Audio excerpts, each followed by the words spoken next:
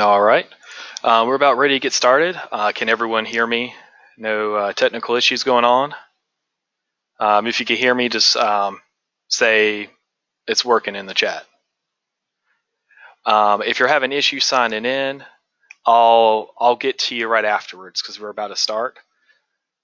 So just hang on right after the webinar. I'll make sure I'll email you another link to the sign in. Don't be stressed right now and don't worry about it. It's all good. All right, working. That's great. I don't have a moderator with me today. So if you type a question, it may take me a little while to see it pop up. I guess it's just going to kind of depend on how often I'll get to check. I do have a second screen running so I can take a look at it, but man, sometimes you just get carried away in these webinars and you just keep talking and you don't notice the questions. But I'm going to try my best to do that on my own without assistance today.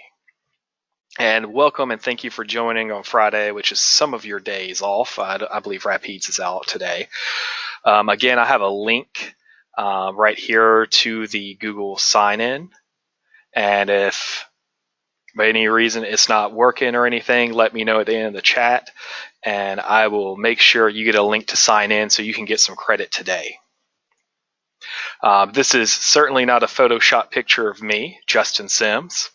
Background, I'm an Assistive Technology Specialist here in Louisiana Assistive Technology Initiative, where we provide free services like loaning our items out of our lending library. So we'll curate a variety of different assistive technology and we'll load it out for districts and for AT teams and IEP teams to try out before they purchase it from the vendor so they can actually see if it works before spending all that moolah. I was a former special education teacher, K through 3, and I have no financial or disclosures whatsoever. The link on that page will bring you to Louisiana Assistive Technology's main website. And if you click contacts, that's where you'll see where all the centers are located. I'm right here in the green. And this is how you find the contact for your region. I'll give you a little headway about our agenda today and the order we're going to be going. We'll talk a little bit about some of the AT trends, basically the need for webinars and discussion like this. We'll talk about briefly a little bit of AT team building, developing our procedures and examples for the different components of AT, disseminating our AT plan, our attempts to make it not just some 3-ring binder that gets lost on a shelf and no one actually picks up and looks at, which is very easy in our line of work for that to happen. Some additional ideas and support for training your staff, and a little bit of information on procuring devices and what to look for and how to obtain them. Firstly, assistive technology just keeps expanding. So we're not replacing the idea of old assistive technology. We still have very medical things that are considered assistive technology. Different types of hearing aids, different types of implants. We still worry about physically accessing our electronic tools that we have, which really came up in the 90s. When we started having computers, the first question was, how are our kids going to access these computers? And we mostly thought about it from a physical standpoint. If they have a disability, how can they interact with that mouse and keyboard or these other objects? And we saw around the 2000s that really a lot of AT now also includes software. If we have these devices and our kids can access them, what can they accomplish on them? What advantages are they going to have besides just doing it paper-based? And we get to the point today where we're having all kinds of amazing software, and a lot of this is already integrated. I mean, iPads out the box can accommodate kids that have vision issues, communication issues, kids that have trouble spelling, kids that need things read to them aloud. A lot of this stuff comes packaged with our technology, and the field of AT just keeps expanding with all the different types of tools and approaches you can take. And it's incredibly interesting and perplexing that we have all this great technology, all this stuff that we could consider AT, but in a lot of cases, it's not working out very well. We'll see here are some national studies, and only about a 20% of students with disabilities in the inclusion classroom have assistive technology nationwide. That is incredibly low. Definitely considering that a lot of these devices are already in the inclusion classroom. Why can't something just be kind of read aloud to the student, right? And there's a lot of possibilities for this. One, a lot of people don't know what assistive technology may include. The regular education teachers themselves. No one may know who to talk to. Sometimes in districts, definitely very big ones, they think this kid may benefit from assistive technology, but they don't know who to talk to. They don't know what all these jobs and positions are. Other times, they may know who to talk to, and they don't know what devices may work. They've never had a list or been exposed to a lot of the newest and latest possibilities in assistive technology. And some of it may just not be in stock. And even out of that incredibly low number of 20% of students with disabilities in inclusion settings having assistive technology, 50% of the time it could be abandoned. It just doesn't work out. And the most common reasons really aren't that the device just wasn't the right pick or it didn't fit. It was tech issues were cited by teachers. Time consuming. It was because they were very time consuming and there wasn't much support. You could kind of infer that maybe, we don't know for sure, but maybe the expectations of how that device could be used in the classroom wasn't really established first. Maybe they didn't know how to connect it with the curriculum and use it in the curriculum. Maybe not everybody got training on it. A lot of things can fall through the cracks. Maybe the teacher got training. Maybe the paraprofessional didn't. Maybe the student visits multiple classrooms throughout a day, and we trained the teacher in the Content Mastery Center, but we haven't trained all the other teachers to do it. We haven't made time to do it.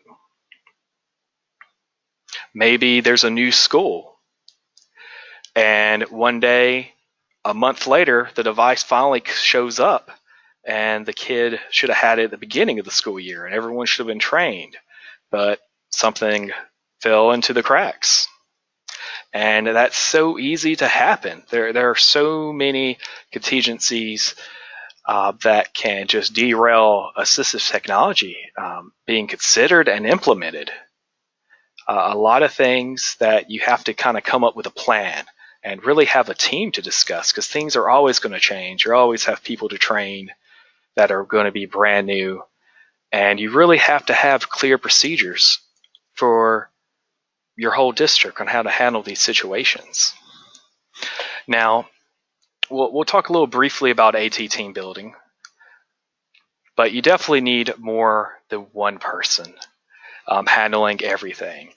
We'll talk a little bit about what this itinerant person could be coming up in just the next slide, but you need someone who is mobile that can go around. You're definitely going to want at least a speech pathologist, occupational therapist, and we'll talk about why you need a regular education teacher part of your AT team and what kind of procedures they'll be using. And also, there's a variety of other people that could really benefit an assistive technology team in your district, like VI teachers, for example. So don't feel limited to like these four. These are just kind of some of the staples that usually come into AT team building.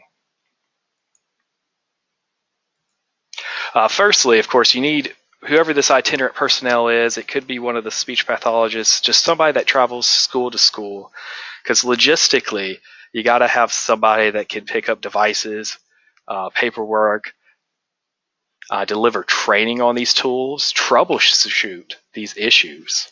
If someone has to know a name and a face and a way to contact when that device starts messing up.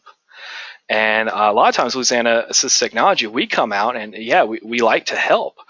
We love it. We never complain. But we're just one person servicing, 7+ districts. We can't always be there, so there's a delay in services. And a lot of times when there's a delay and there's hiccups, it starts going downhill. We need people to facilitate that AT process and help people along that have never included AT in the IEP before. They may have some handouts about what to do, but they need a person on the ground to help get them going a lot of the times. And of course, this person needs to be able to confer with everyone else on the team. And the speech pathologist role is incredibly important. It seems like it's just more and more and more significant and complex communication needs coming up every year. It happens all the time. And these people definitely need to be able to receive a lot of training on alternative and augmentative communication for apps and devices, to be a leader, to help train other speech pathologists how to use these devices, because a lot of this stuff isn't taught in college like you would think. A lot of people, for kids with significant communication needs, have to go to trainings and professional developments during their careers because they didn't get enough resources and enough understanding on the college level, because higher education only offered maybe one course or two courses, or didn't offer any courses at all. And that's an ongoing process. And those are the toughest cases out there for assistive technology. And they need to be discussing and coming up with example goals of what this may look like for IEPs. And of course, our master of practicality, occupational therapists are absolutely fantastic. They give you the most down-to-earth approaches, not just for the curriculum, but how that student will meet their needs in the cafeteria, how they're going to meet their needs at home, what's it going to take for them to be functioning later on in a career. They're great with establishing transition plans, which we'll be talking about in a little bit, and adding that practicality. And it is incredibly important that there is a regular education teacher for these AT people to talk to. Because at the end of the day, these AT tools are vehicles to achieve academic goals.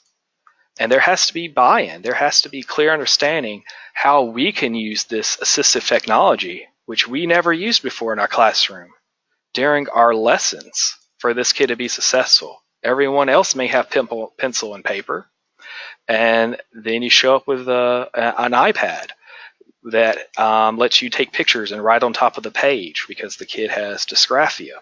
That really changes the game.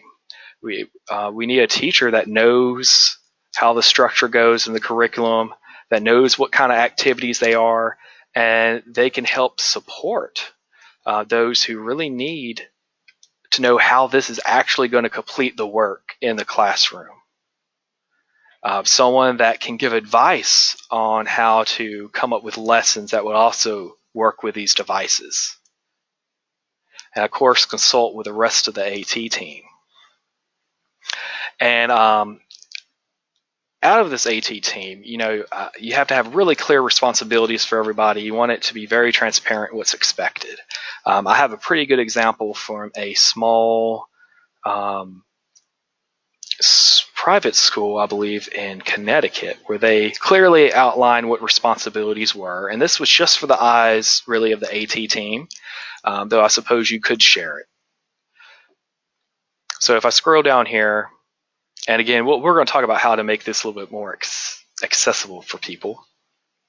But I like the bullet points right here that tells you what's expected of the AT team, that they're going to arrange meetings, help facilitate trainings, find out what devices work best, and it's laid out in that bullet point format.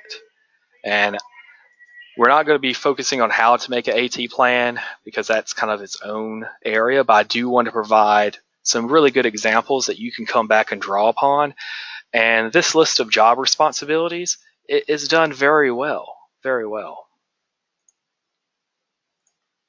And of course, these people can't talk all the time. These assistive technology team members that you chose for your district, I mean, they'll communicate through phone, through email sometimes, but at least quarterly, they need to sit down and just see how things are working. You know, what tools are benefiting our students and what tools are being struggling to implement. You know, and can we come up with some other ideas maybe to improve our AT plan for the district? And these things don't get discussed through email or tongue cheek in the hallway or the water cooler. They need opportunities to sit down and meet quarterly and discuss these changes, because if not, I mean, just talking about it at the beginning of the year, then maybe talking about it again at the end of the year, it's just not going to be a lot. And people are going to start falling through the cracks again. I did provide some examples of what an action plan may look like. So the AT team may want to come up with a plan of improvement. Let's see if I can click on that. Oh, I'll do it this way. And this is just a small example of the action plan that a district may want to come up with. Two examples. One, where we're in dire straits and there is no AT team, and the plan might be making an AT team. Right? And the second one I've provided you with now the correct spelling of the word measurable is about evaluating effectiveness and disseminating the AT plan and making it more accessible for students. So they may want to put in writing some different things that they want to build, some different capacities they're working on. And I'm loading you this format as an example that you can try out to kind of put down your ideas of where you want your district to go.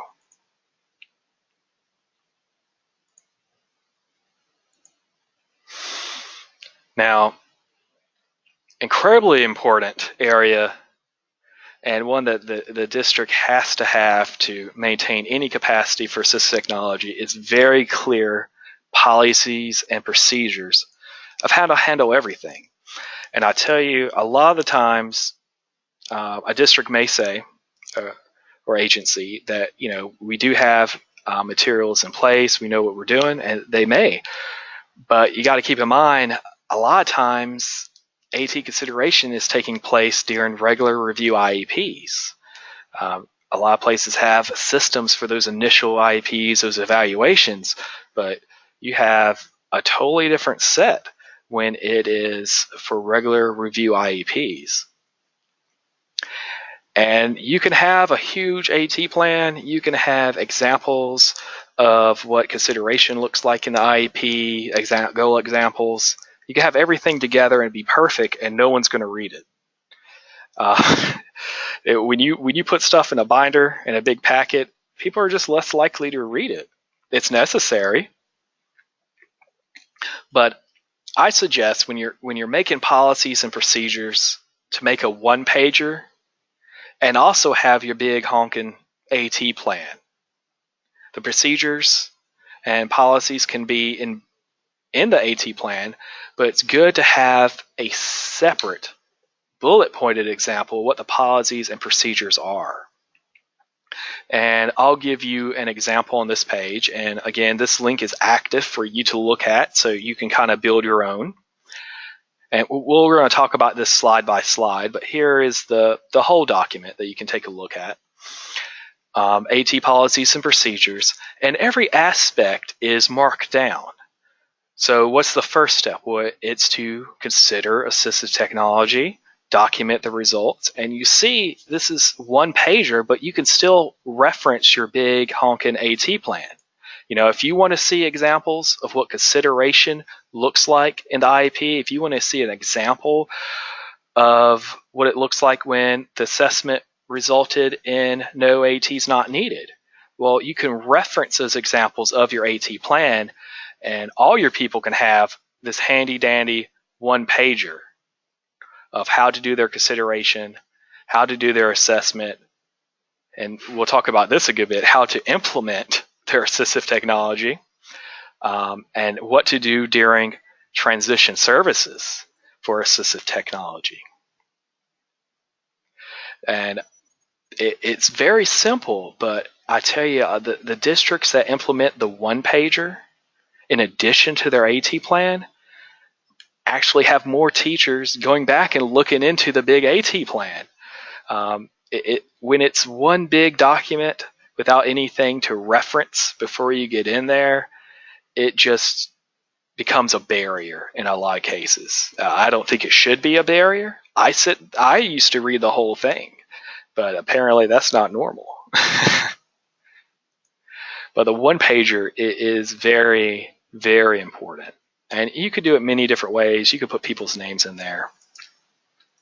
Of course, one of the first things that any procedures will say is the guarantee that you have to consider a range of assistive technology. And of course, then document it within the IEP. Now, by default, we have a very, very old list of assistive technology tools that you may consider during an IEP.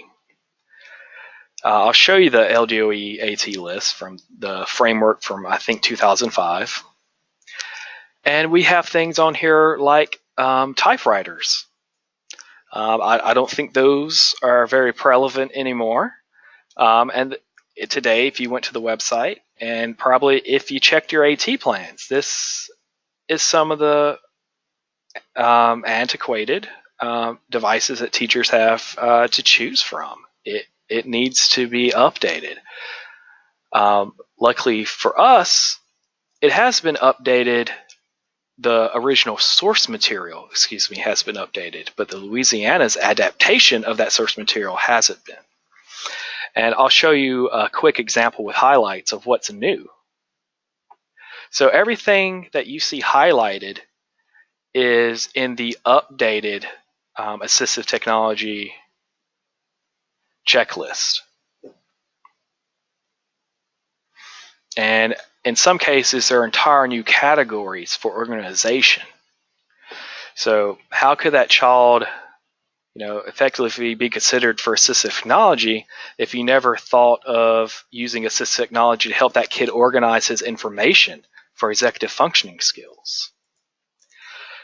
So I highly recommend, if not adapting this very form, getting a new AT list out there with these updated categories, because the world has changed, in the last 15 to 20 years.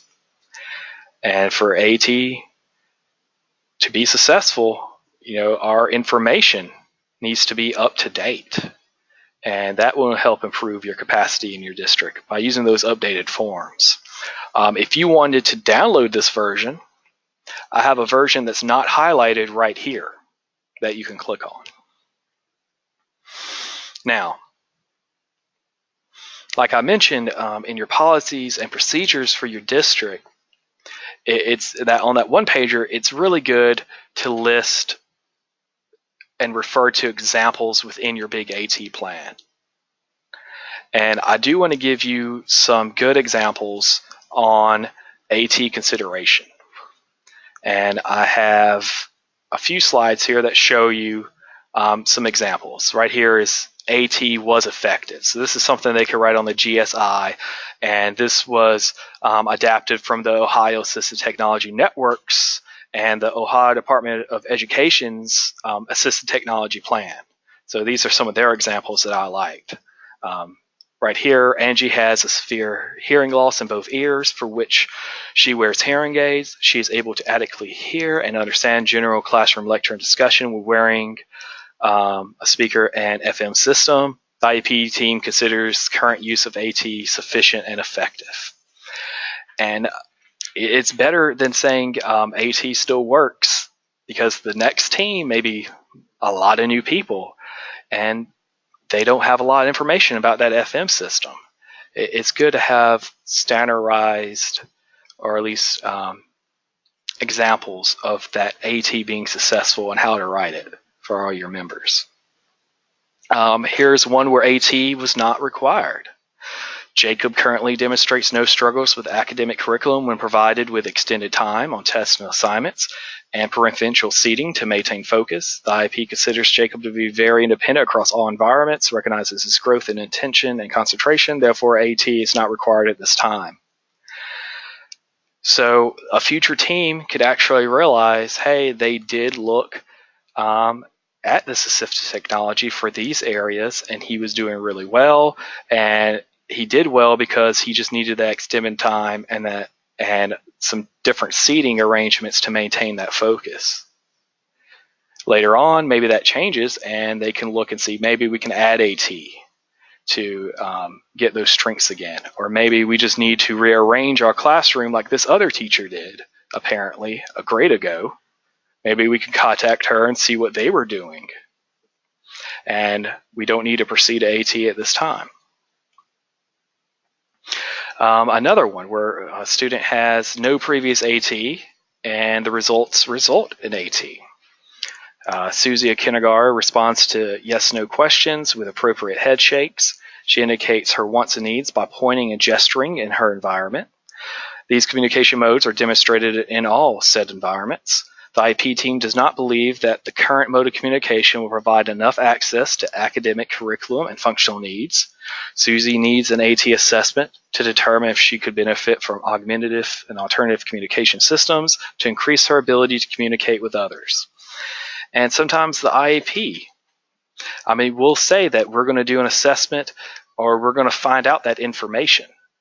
A lot of teams get hung up. They don't know what to put because they don't know what AT they're going to use. They really need an example of saying, hey, we need AT. We're going to work on it and reconvene.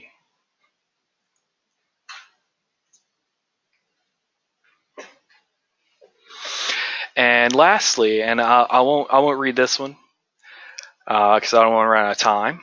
But student already has AT, but recent consideration results that he doesn't need that assistive technology anymore. And that sometimes that does happen. You have those rare circumstances.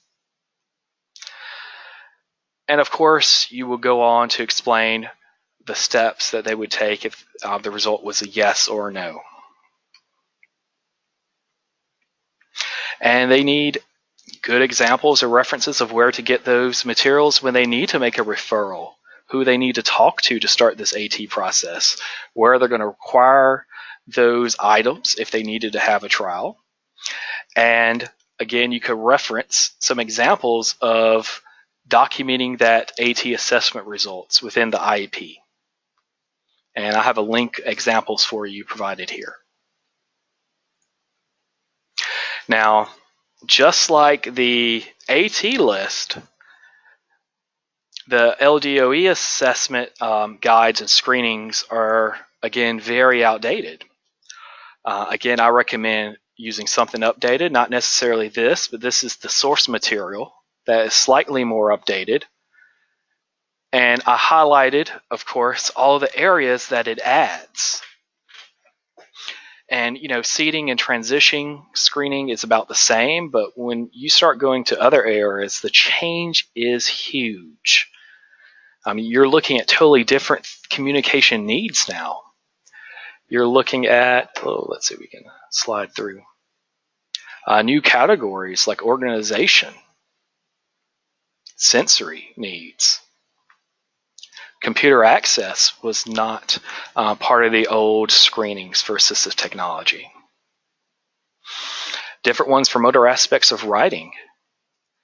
And let's see if math comes up. I know math is completely redone. The other screening focused heavily on what could be done to help them computate, just perform those calculations. But we know now it's not really about just finding answers to math problems. It's about how we solve that problem and explaining how we solve that math problem. And you have these different tasks and requirements now, you need to consider different assistive technology. So even math has its own reading section now. So when you are screening students, I highly recommend, if not using this updated source material that LDOE adopted, using something very similar like it. And again, if you don't want highlights all through your screening guides, here's the downloadable version where I didn't highlight the differences between the two.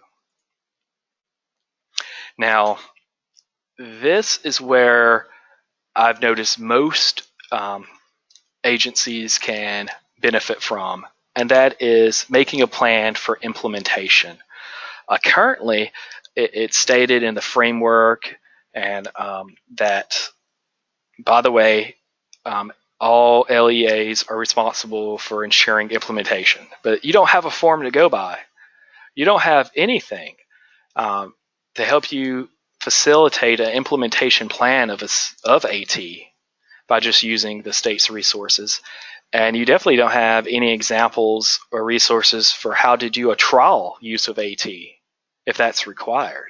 And that's the missing piece to the puzzle of a lot of things falling through the cracks in our districts. One of the best things I like to use is again something from the WADI, and that is their implementation trial use guide. I'll show you a quick example. This is what it looks like without filled out. I'll have one filled out in just a moment. But a lot of my districts will kind of erase this. They make it their own. Only one I know just took off the icon there and put their own. That's kind of funny. But they'll change it to trial use / implementation guide. So they kind of combine two forms, because the less forms you have, the better, right? Where the team actually picks a goal. How are you going to know if this assistive technology is going to work?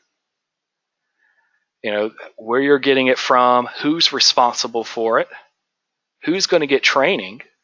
And I tell you, that falls through the cracks a lot of the times. We'll train maybe the teacher, and we didn't train the para because the para was watching the class. You know, or one teacher couldn't make it, or we forgot to train the mom, and the mom needs to use that device at home before the kid can complete their homework, right? So even if it's not a trial, these things need to be discussed, and it needs to be on paper so nothing falls through the cracks.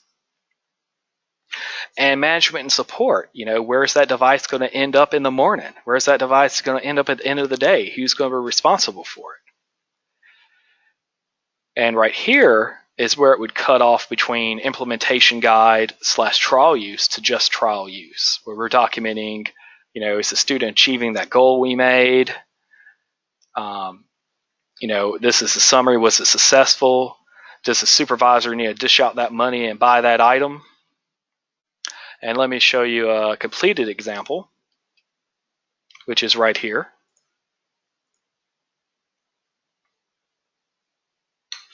Let's see, my name, Justin Sims. My parent was my mom right there, Lynn Sims. Who's responsible? Where did you get the source from? You can say, hey, we got from Lottie. And you have the clear dates right there. You know, how long are we going to have with that device? You know, it needs to be written down if it is a trial. Even if it's a trial or not a trial, you still need to have it listed, you know, who's going to receive training on this device, and when are you going to start that training, and when's that training completed? It's very easy to overlook people because we're also transit and itinerant, definitely related services. It's very easy to leave somebody out, and you have to have a plan on how to get these people involved with this device and how to train them. And if you don't have it, we're falling through the cracks, right? And here's a good example of managing that device. The procedures that you would do at home is different. And you got to make sure that device, if it's electronic, it comes to school charged. If that device comes to school dead, and let's say it's their communication device, well, what are you going to do? You know, the kid don't have his voice. You're trying to charge it in your classroom. It just becomes a really big hassle. You have to plan, you know, how you're going to move it between those environments. Where is it going to end up? What kind of maintenance is required? This is often stuff that gets overlooked, where there aren't good policies and procedures to write this kind of stuff down and to discuss it as a team. Here's a quick example of student use that, you know, how they're attaining that goal that you came up with to determine that the AT was successful. And it's good that you're actually coming up with a goal if it's trial use. A lot of times a supervisor may call and they'll ask, did the device work out? And you may hear no, or you may hear yes. But you don't have any other evidence to tell you otherwise if you should be buying this or not. So I imagine as a supervisor, you're not really sure if it's worth dishing out the money or not, if it's really going to help the kid or not. A lot of supervisors who implemented this usually request this very last page, this third page, to be sent to the AT team to determine if that trial was successful, and they contact the supervisor to purchase the equipment. So right here is the basics of the implementation / trial use plan. Starting right here, if it's trial use, we're collecting our evidence.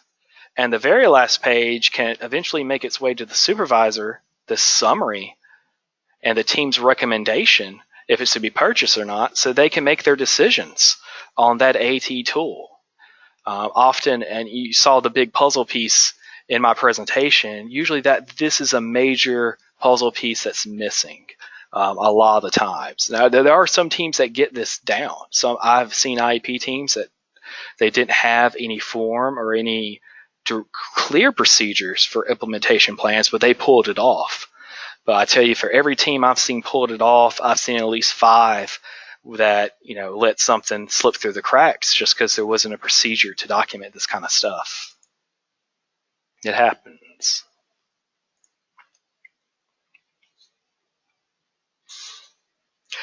So let's say the kids had assistive technology, the same one for about a year or so. How are we going to determine if it's still working, if something needs to change, if our teachers need to reconsider and ask for help from the AT team? What can we do?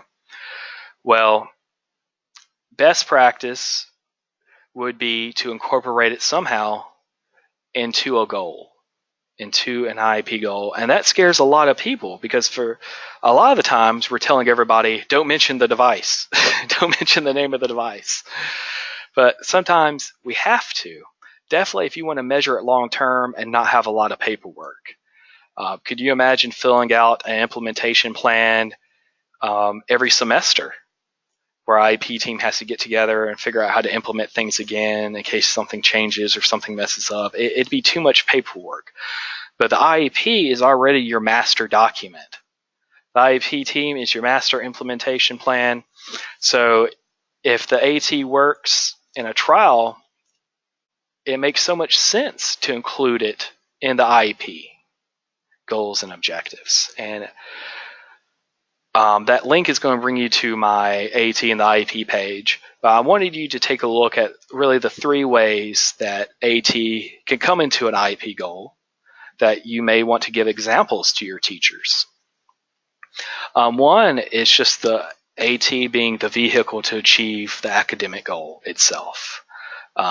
Example right here would be Johnny struggles to complete lengthy assignments in 3rd grade. Writing results in both hand and muscle fatigue and nearly illegible assignments. So his goal is, given his classroom assignments, Johnny will use a tablet speech-to-text application to construct 2 paragraphs with correct subject-verb agreement, punctuation with 100% accuracy, 5 out of 5 trials. So it's just the intended vehicle to get from point A, there's his assignment, to point B, hey, that's a pretty good essay. And every time you're doing your progress reports now, the AT is still in the foreground. It's not in the back. So every time you're reporting on this AT goal, you're also assessing whether or not that assistive technology is still working out for Johnny. Maybe the device needed an update. It hasn't been working in a while. Well, you would definitely say Johnny's been trying his best by hand, but it's not working out with the device, or this is going on with it. And then you can address those needs as a team, right? And then it actually gives a very clear function to the regular education teacher. Hey, this device has a meaning, right? It's part of his goal. I definitely want to get on board and use it. And I'll give you a few more examples here as well. In rare circumstances, sometimes AT is complicated and there's a lot of needs going on with the student, and the goal may be to just use the AT itself. So AT, in a few rare cases, can have its separate goal just for its operation. One good example here would be a student will carry the communication device to various locations in the school and home with minimal prompting. Just teaching the kid to bring their tools with them. Very practical, very applicable, but that's just a goal on its own, right? And thirdly, you may have AT that you definitely don't want to throw into the middle of an IEP goal because it doesn't really make sense. It's more so part of the environment. An example with that would be like FM systems, adapted chairs, even adapted pencils. You could put them in the present level academic achievement and functional performance area. Right here it says, for example, Jason has a cochlear implant for 2 years now in the classroom. He occasionally loses focus and struggles to follow 3-step directions or more. He is provided with a wireless FM amplifier that accompanies him to all school environments. So given those verbal directions involving 3 steps, Johnny will be able to complete them in correct sequence. You really wouldn't have to say, given that FM amplifier, it's not going to be in the forefront of the IEP goal. It's going to be in that background, part of the environment. And that's another good example that you can reference to your AT plan. Transition. This is probably the most neglected area in assistive technology. And it's something the IEP team really would have to work together to make a long-term plan to train all the teachers that work with transition services. Because ideally, we want to follow the SET model where we look at the student's needs, then we look at all the environments he goes into, and we look at all the tasks he has to complete, and then we try to come up with what tools are going to help that student in all those environments to complete all those different tasks.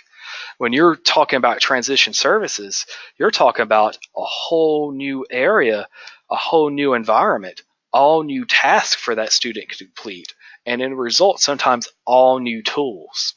And what I recommend is emphasizing once you get to transition planning with a student, you need to restart that AT consideration process from the ground up.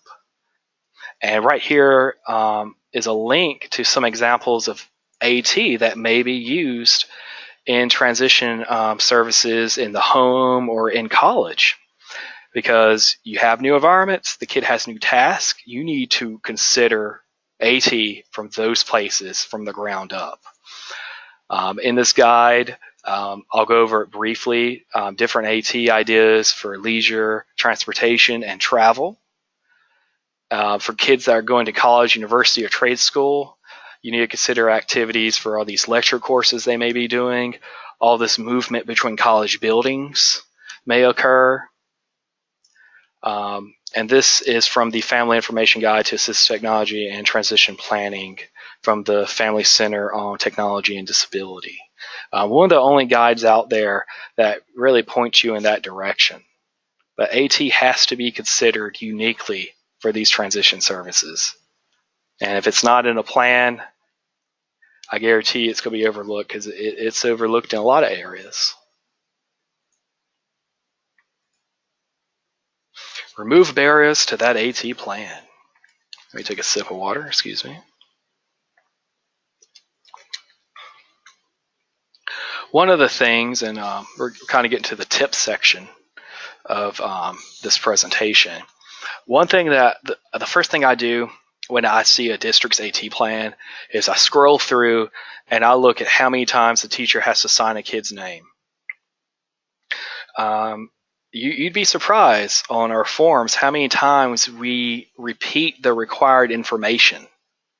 One of my districts, I won't say which one, and their AT plan's perfect now, but I looked through one of their old ones, and it was no less than 5 times. The student's name, date of birth, parent, guardian, address, and all that jazz had to be documented. that's a huge barrier between teachers, the paperwork, and getting that child what he needs. And a lot of times it should happen, but you'll look at all these forms and all this information that you have to fill out repetitiously, and you're like, okay, I'll do that later. And the laters keep building up and building up. So when you go through your plans, when you start making your documents, try to combine documents like that trial use / implementation plan. So then you're signing in the same information less and less and less. Also, you want to make sure that this plan is a living document and it's not just dead on a bookshelf. One thing that I think a lot of people do is embed it on their website. They have a spot for special education forms. They're putting up their plans, their policies. But keep in mind, we don't want to just have the whole huge brick of our whole huge digital binder of our AT plan without also linking some of the individual documents itself. So if you upload your AT plan, you also may want to upload each little section, like the AT consideration examples, the AT goal writing examples. Of course, the one pager, which is the policy and procedure plan that you can follow. A list of job responsibilities for your AT team members, and other people's contact information can all be separately, but just not necessarily all only located within the huge, probably 60-page AT plan document that you'll come up with. I strongly advise people to consider making Google Forms of some of those AT plans, like the screenings that you may be doing, some of those functional assessments. If you make some of those into a Google form, man, you would save a lot of time. You don't have to worry about papers getting lost. You don't have to worry about not being able to read handwriting like mine. And you could tell if something was turned in or not because it's just a click away. A lot less trouble to deal with. Now, our principals and our assistant principals. Well, they're part of the process. I've seen a good bit that do ODR for these IEP meetings. They come in.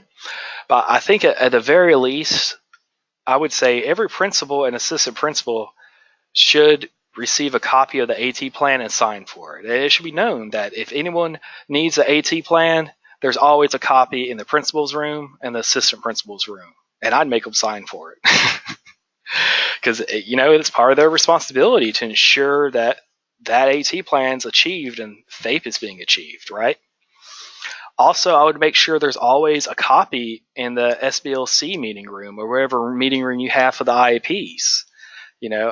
So I would have the principals or someone sign that, yes, there is a copy in there that's accessible when it's needed. And of course, I would ensure that every special education teacher and related service personnel gets that copy of the one pager of those policies and procedures. They're going to reference the much larger, maybe 60-page brick of assistive technology plan, which we do need. And professional development, that's another struggling area. How are we going to train on this kind of stuff? How are we going to train on new assistive technology? It's one of the, I believe there's 5 major common errors that usually come with developing PD for assistive technology in districts. One is that there's not a plan for it. So that's one thing the AT team would need to be sitting down discussing how and when are we actually going to be able to train all these people.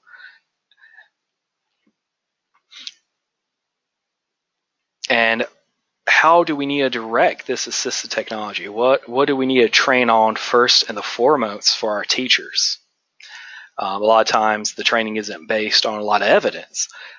So if you don't have a lot of evidence, there is something, I'll briefly cover it because this can be its own 3-day course on itself, the Quality Indicators for Assistive Technology. But these indicators that came up by some of the best personnel for assistive technology regarding schools and districts and state plans developed a lot of common errors, a lot of questions that you can ask in survey format to your teachers to see what you need to address. The first link will bring you to the website, and I'll kind of show you what it looks like. They'll give you a lot of examples of what to look for in consideration, assessment, documenting the IEP, having implementation plans so you can see what your strengths are and what your weaknesses. And they get you to rank them as well in a matrix. So you could send this to a group of teachers or special ed teachers, and they can say, nope, we don't usually consider AT for students with disabilities. Or they could say, yeah, well, we do consider it for a lot of our students, but we're not necessarily consistent all the time. Sometimes we may check calculator to the point where we're saying, yeah, we're doing it all the time for all students. And I'll tell you right now, we've given the survey a good bit, and we noticed from the top down, the results themselves were from the top down. So the supervisors, the administrators think they're doing a pretty good job. And one tier down, let's go with the AT team. The AT team says, we're doing an okay job, but we have some struggles. And then sometimes on the very entry end, when you talk to IEP team members, sometimes you'll start seeing some of the twos there. And the thing is, they may not know there's a plan in place because they're new. And that's where you start seeing some low scores come into play. So don't just assume everything is going really well or really bad. You have to check all down the totem pole and seeing how assistive technology is currently functioning.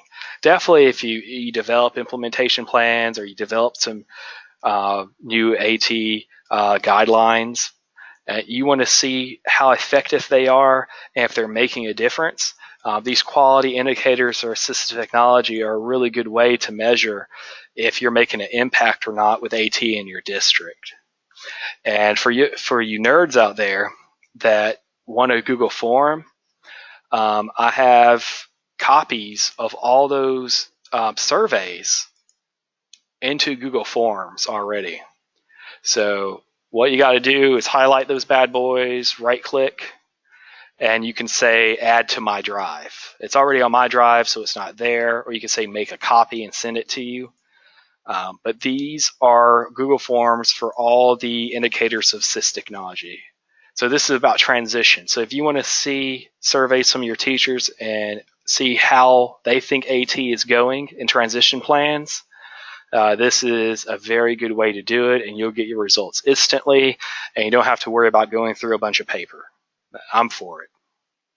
But that's a measurement tool. It's definitely necessary so you can see how effective capacity is in your LEA.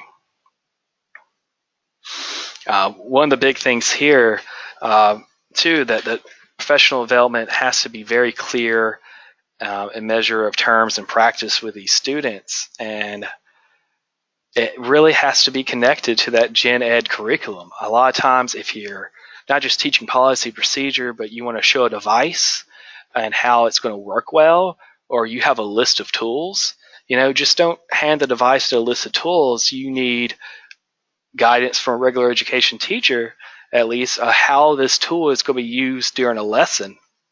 How is this tool going to be used during this curriculum? Here's an example of so-and-so using this tool in his geography class. They need to see these concrete, real examples, and they need hands-on practice. And that's very difficult sometimes, but it's never a good thing where a teacher or any service personnel are using the device for the very first time in the classroom, because there's already things to jungle. They need to have some vague familiarity with how that device can help them, how to use that device before it's in that classroom in some way. And sometimes trainees teachers may need to develop a personal goal on implementing these devices. You may have to micromanage it a bit more. We have an implementation plan, but the teacher needs to learn this. So the student's going to be learning this much, and the teacher needs to be one step ahead. The teacher's going to train a little bit here on the device, then help teach the student. The next plan is for the teacher to learn a little bit more by this date, then train the student. Sometimes we have to stagger our training and kind of make it goal-oriented for our teachers, our paraprofessionals, our related service members as well, because we're very busy people. Yeah. There's always something to do. And it does take some growing pains, It's really hard to implement new things, and you got to think of this stuff as almost like a culture. There has to be a culture of accepting AT and using it before things really start going really, really well with it. Sometimes you'll have people resistant. Sometimes you've had things not work before and you want them to try it again.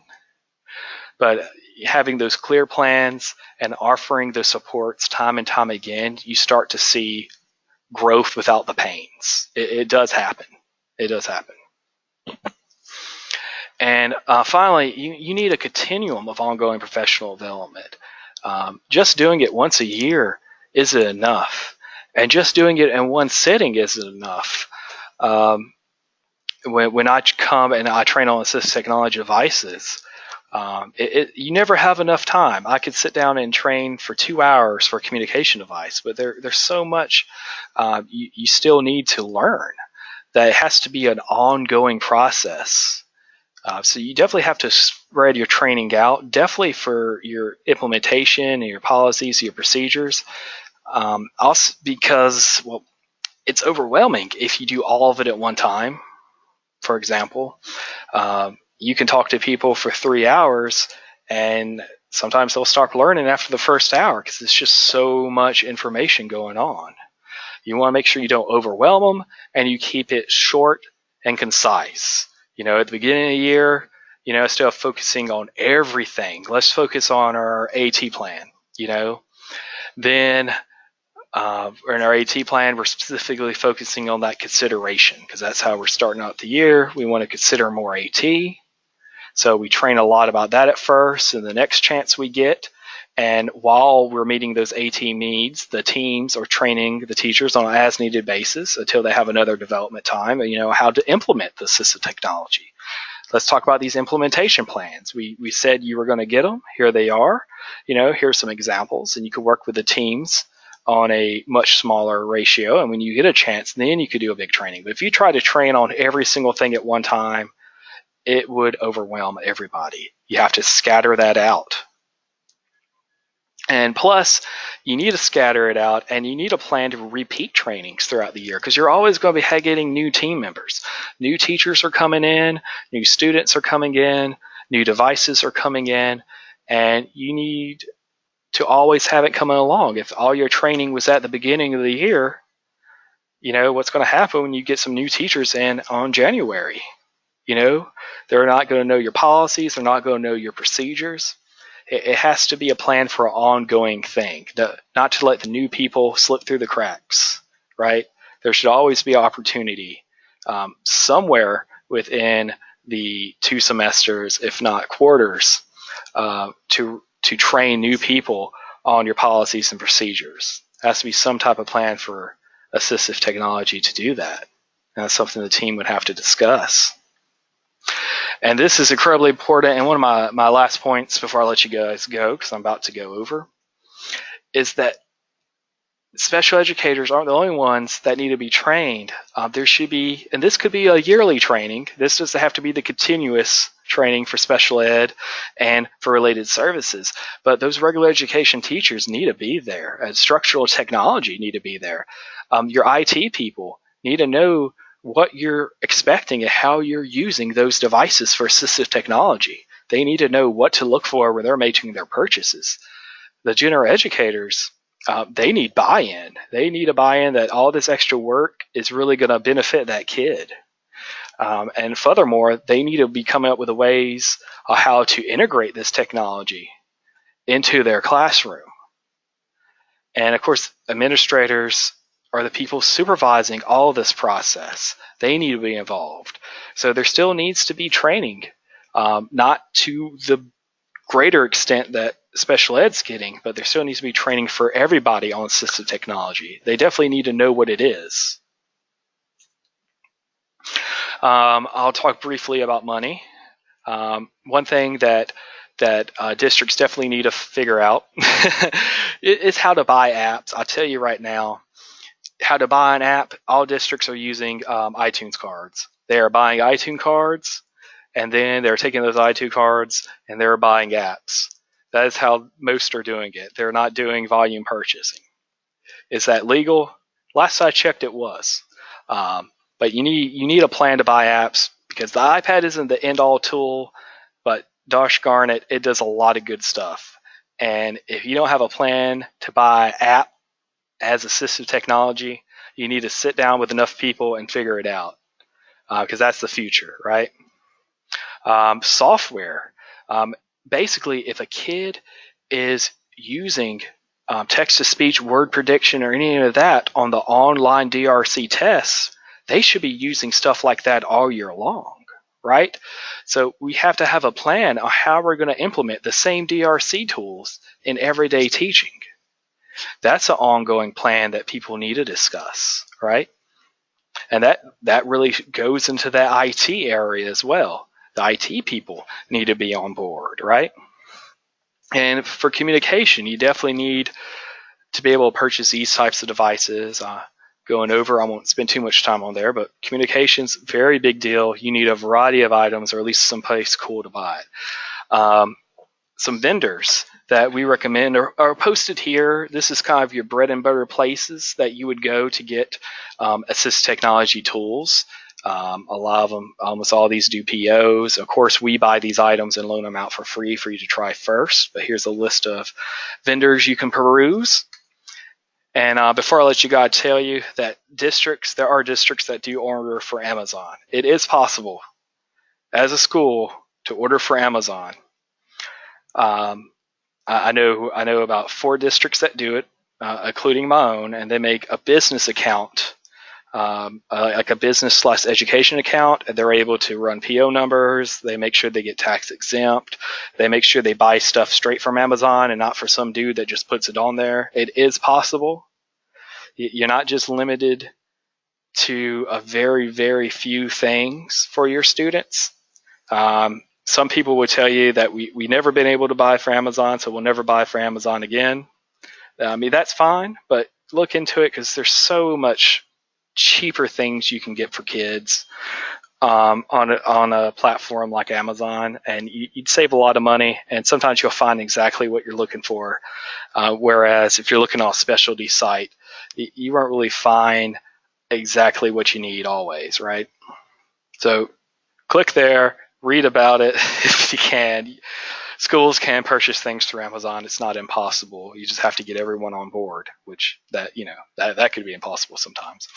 And I do want to shout out to Louisiana Assistive Technology Network, LATAN. These guys are great. Example, unlike us, they will loan or lease items out to you, and sometimes that may result in you purchasing the item through LATAN. So let's say you wanted to try an eye gaze. We loaned it out for a little while, but we have to take it back, after so many days. And let's say on top of that high cost grant that you were trying to get to purchase that $8,000 eye gaze fell through. Well, maybe LATAN has something that you can lease from them. So that kid's still getting that item while you still figure out another way to spend the big monies later on to get this kid the device. That's just one scenario I just came up with. Again, if you're looking to have a permanent device or something very long-term past the services Alati, LATAN's pretty cool. And they also work with students that are no longer students, people that transition into the workplace, right? So during transition services, I think these would be some pretty cool guys to contact.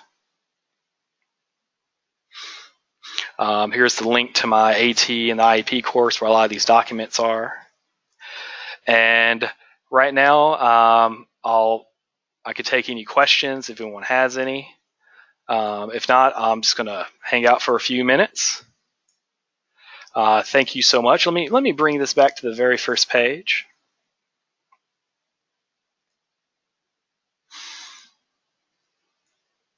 Again, this is where you can click to get this whole presentation, which is your handout. And I believe the second page of the presentation will link you to the sign-in. So if you click here, then click the sign-in, you should be good to go. A lot of information for just 1 hour. So, any questions, email me. Thank you so much.